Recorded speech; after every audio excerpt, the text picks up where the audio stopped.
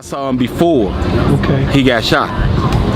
I saw him when he was on his way to the Quick Trip. It looked like he was on his way to the Quick Trip. They was counting their change out.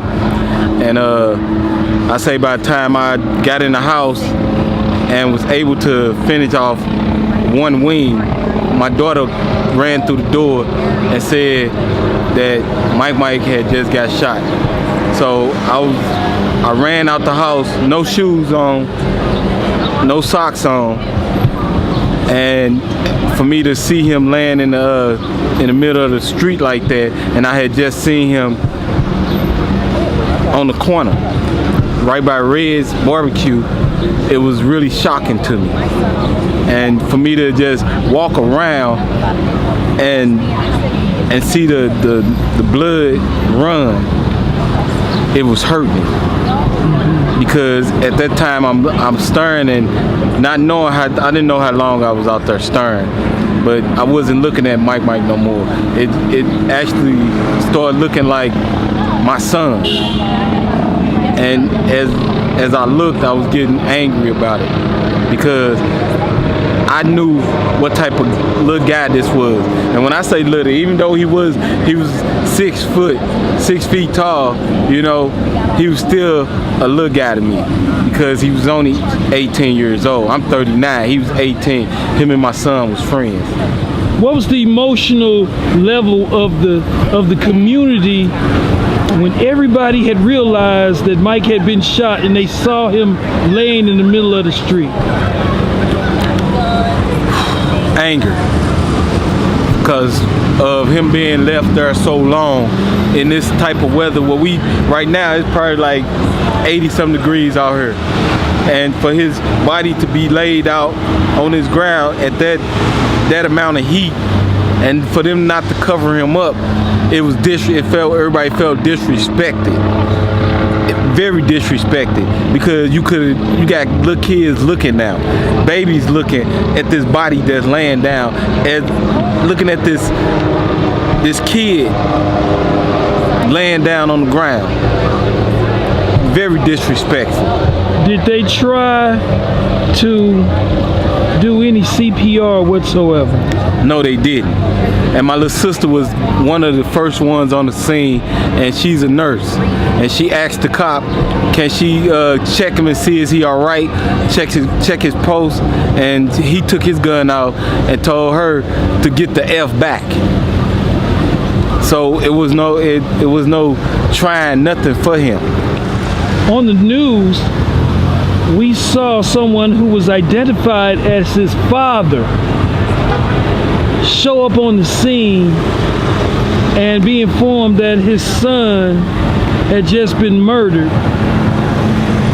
Did you witness that? Yes, I was here when he first got here. Talk about it. And they keep saying stepfather. That's my that's my stepson, but that's not I don't use step because I raised him. I was in the same household, and to see him grow up, it's his son. When he seen his son on the ground, you seen the most, it's like his life just went out of his body, and he was so filled with hurt. I seen the hurt on his face when he first he was about to go over the yellow line, but they stopped him, and he was real mad, and I felt him. I just felt the anger in his whole body. I felt him because even though he didn't spit him out, that was still his son. So he was so angry that he was really looking like he was gonna harm somebody. Yes. And I understand that. I understand that. Pain. I felt his pain because I wanted to hurt somebody. How long did his body lay in the street before they took it away? 5 hours. 5 whole hours, and I was out here the whole time, so they wouldn't try to put a gun up under him, a knife up under him, or nothing. But that was a long time for a body to be out here. How long did he lay before they covered his body? Oh, about 2 hours. So you're saying that Mike Brown lay dead in the street right here, ladies and gentlemen. He He lay dead in the street for 2 hours before the authorities attempted to cover his body. Yep. And we kept the whole ordeal was cover the body up. Quit letting the mother see this. Quit letting the father see this. Quit letting. I mean, what sense did it make for you not to cover this body up? Describe the scene when his mother arrived to see her son laying dead.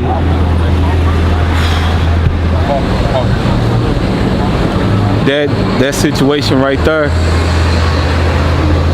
I can't feel nothing that's coming from her body, but I felt the heat and the anger and the frustration.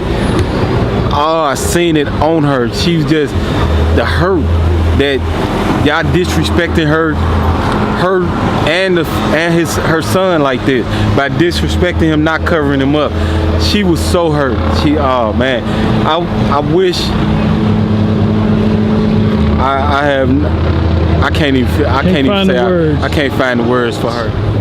You're for the peaceful protest. I'm all for the cause of being peace. I'm all for the cause of having justice and peace, but we got to have one first before we get the other. So I was out here the night that we all was trying to grieve over his death, in our way of showing his family respect and holding her back to let her know we here for her. So I'm all for peace, and it was a lovely thing to see everybody come together for peace, for the price of peace. That's what we was out here for. Let's talk about the looting at night, the destruction of the black community. They destroyed our community. I can tell you that, and I'm not for that. I really hate that they did it that way. And some people do. Some people got ways of doing their own little grieving and they showing their anger. But really, for real, come on now. Y'all forgot about the people that got to live here, and we got to go out of the community now just to go to the store. Y'all, I really don't think they was thinking. I didn't agree with that. Anybody could say they disagree, but this is my opinion, and I don't agree with the looting at all. Cause when y'all destroy the community, y'all destroy what the community had to go look forward to the next day or the next week. What would you say to everyone who's going to see this video, first about finding justice for Mike Brown, and then secondly about maintaining order in this community from here on?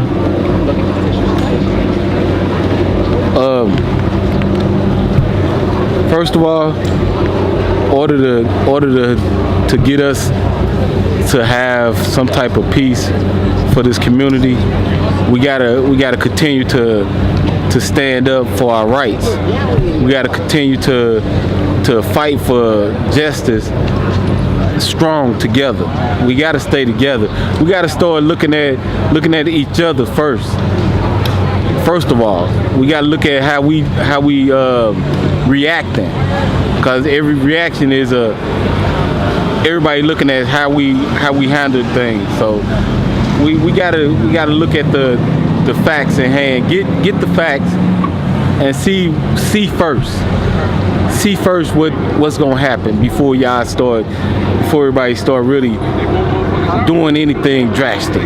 So let's try to stand up for justice and fight by doing peaceful demonstration